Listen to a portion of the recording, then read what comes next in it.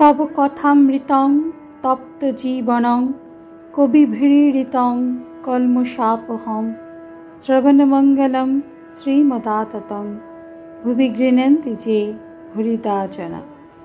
নমস্কার, অমৃতবাণী চ্যানেলে আপনাদের সকলকে স্বাগত।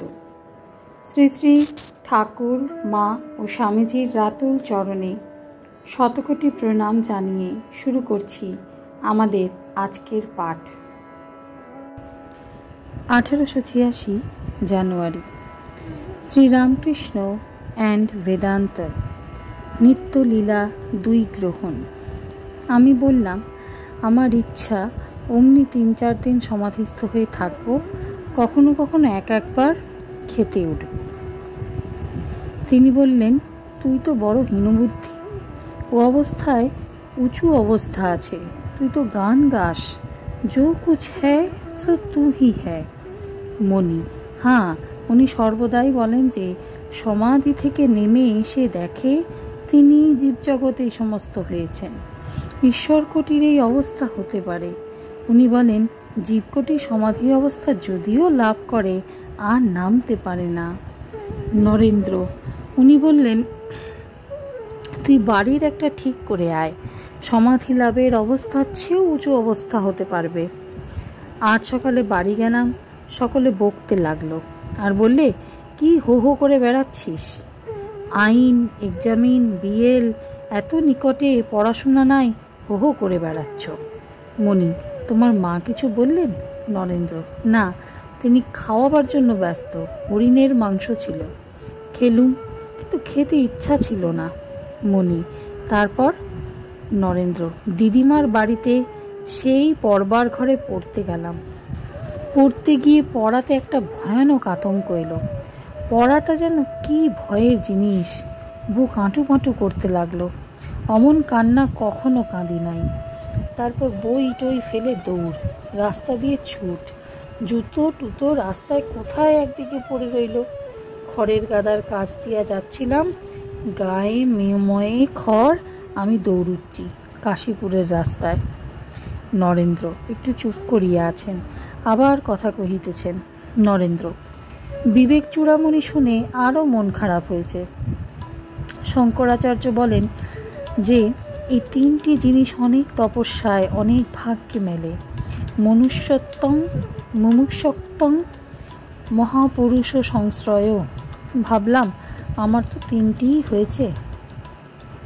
অনেক তপস্যার ফলে মানুষ জন্ম হয়েছে, অনেক তপস্যার ফলে মুক্তির ইচ্ছা হয়েছে, আর অনেক তপস্যার ফলে এইরূপ মহাপুরুষের সঙ্গ লাভ হয়েছে।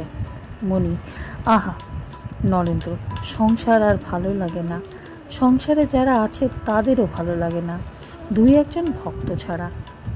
নরেন্দ্র অমনি আবার চুপ করিয়া আছেন। নরেন্দ্রের ভিতর তীব্র বৈরাগ্য, এখনো প্রাণ আটুপাটু করিতেছে। নরেন্দ্র আবার কথা কহিতেছেন। নরেন্দ্র মণির প্রতি, আপনাদের শান্তি হয়েছে, আমার প্রাণ অস্থির হচ্ছে, আপনারাই ধন্য। মণি কিছু উত্তর করিলেন না, চুপ করিয়া আছেন, ভাবিতেছেন। ঠাকুর বলিয়াছিলেন, ঈশ্বরের জন্য ব্যাকুল হতে হয়, তবে ঈশ্বর দর্শন হয়। সন্ধ্যার পরেই মণি উপরের ঘরে গেলেন, দেখলেন ঠাকুর নিদ্রিত। রাত্রি প্রায় 9টা। ঠাকুরের কাছে নিরঞ্জন, শশী। ঠাকুর জাগিয়াছেন, থাকিয়া থাকিয়া নরেন্দ্রের কথাই বলিতেছেন।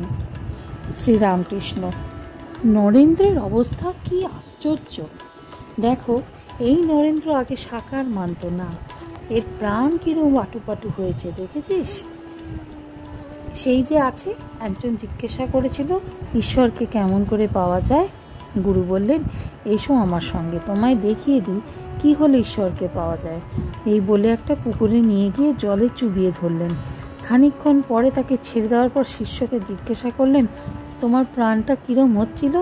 সে বলে, প্রাণ যায় যায় হচ্ছিল। ঈশ্বরের জন্য প্রাণ আটুপাটু করলে জানবে যে দর্শনের আর দেরি নাই। অরুণ উদয় হলে পূর্ব দিকে লাল হয়, বোঝা যায় সূর্য উঠবে। ঠাকুরের আজ বড় অসুখ বাড়িয়াছে, শরীরের এত কষ্ট, তবু নরেন্দ্র সম্বন্ধে এই সকল কথা সংকেত করিয়া বলিতেছেন। নরেন্দ্র এই রাত্রেই দক্ষিণেশ্বরে চলিয়া গিয়াছেন। গভীর অন্ধকার, অমাবস্যা পড়িয়াছে। নরেন্দ্রের সঙ্গে দু একটি ভক্ত মণি রাত্রে বাগানেই আছেন। স্বপ্নে দেখিতেছেন সন্ন্যাসী মণ্ডলের ভিতর বসিয়া আছেন। আজকের পাঠ এই পর্যন্তই। নমস্কার। কথামৃতের সুধাধারার সাথে শ্রী শ্রী ঠাকুর, মা ও স্বামীজির অনুধ্যানের জন্য চ্যানেলটি সাবস্ক্রাইব করুন।